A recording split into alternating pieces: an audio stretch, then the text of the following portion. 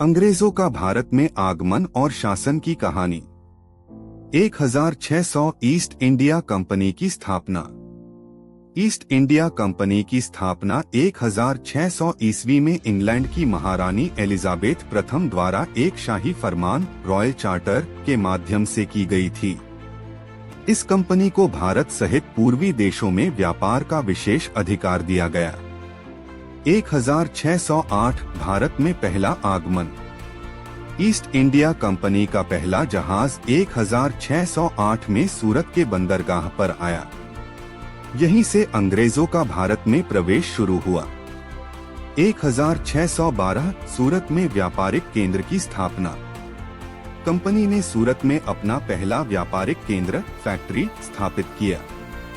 इसके बाद कंपनी ने धीरे धीरे अन्य स्थानों पर भी फैक्ट्रियां बनाई। 1617 मुगल सम्राट से अनुमति। मुगल सम्राट जहांगीर ने अंग्रेजों को भारत में व्यापार की अनुमति दी। यह कंपनी के लिए एक बहुत बड़ी सफलता थी, जिससे उसे अन्य यूरोपीय शक्तियों के मुकाबले बढ़त मिली। 1639 मद्रास में फोर्ट सेंट जॉर्ज। कंपनी ने मद्रास वर्तमान चेन्नई में फोर्ट सेंट जॉर्ज की स्थापना की, जो बाद में एक महत्वपूर्ण ब्रिटिश प्रशासनिक केंद्र बना। 1668 बॉम्बे अंग्रेजों को मिला। बॉम्बे मुंबई पुर्तगाल से इंग्लैंड के राजा को दहेज में मिला और कंपनी को इसका नियंत्रण दे दिया गया। यहाँ से कंपनी ने पश्चिमी भारत में व्यापार फैलाना शुरू किया। 1690 के बाद कलकत्ता में विस्तार। कंपनी ने बंगाल में व्यापार बढ़ाते हुए कलकत्ता, कोलकाता में फोर्ट विलियम की स्थापना की। कलकत्ता जल्द ही अंग्रेजों का मुख्यालय बन गया। 1757 प्लासी का युद्ध। नवाब सिराजुद्दौला और ईस्ट इंडिया कंपनी के बीच प्लासी का युद्ध हुआ, जिसमें कंपनी ने मीर जाफर की मदद से विजय प्राप्त की। इस युद्ध के बाद बंगाल पर कंपनी का नियंत्रण स्थापित हुआ। 1764 बक्सर का युद्ध। यह युद्ध कंपनी और तीन शक्तियों बंगाल के नवाब, अवध के नवाब और मुगल सम्राट शाह आलम द्वितीय के बीच हुआ। इसमें कंपनी की जीत के बाद उसे बंगाल, बिहार और उड़ीसा की दीवानी राजस्व वसूली मिल गई। 1773 रेगुलेटिंग एक्ट।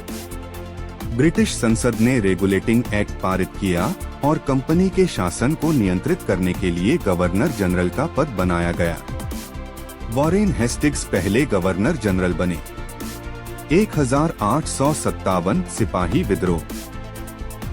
यह विद्रोह भारत के पहले स्वतंत्रता संग्राम के रूप में जाना जाता है।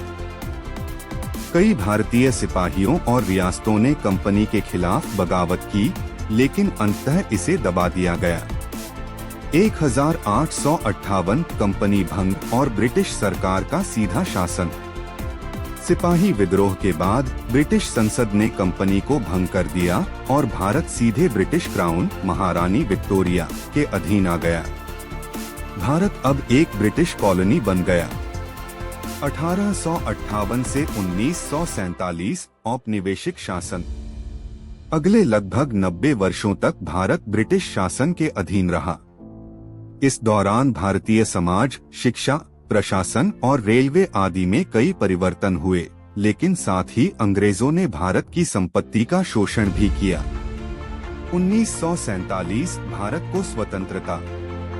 कई वर्षों के संघर्ष और महात्मा गांधी, नेहरू, भगत सिंह, सुभाष चंद्र बोस जैसे स्वतंत्रता सेनानियों के प्रयासों से 15 अगस्त 1947 को भारत को स्वतंत्रता मिली। अंग्रेजों का लगभग 200 वर्षों का शासन समाप्त हुआ।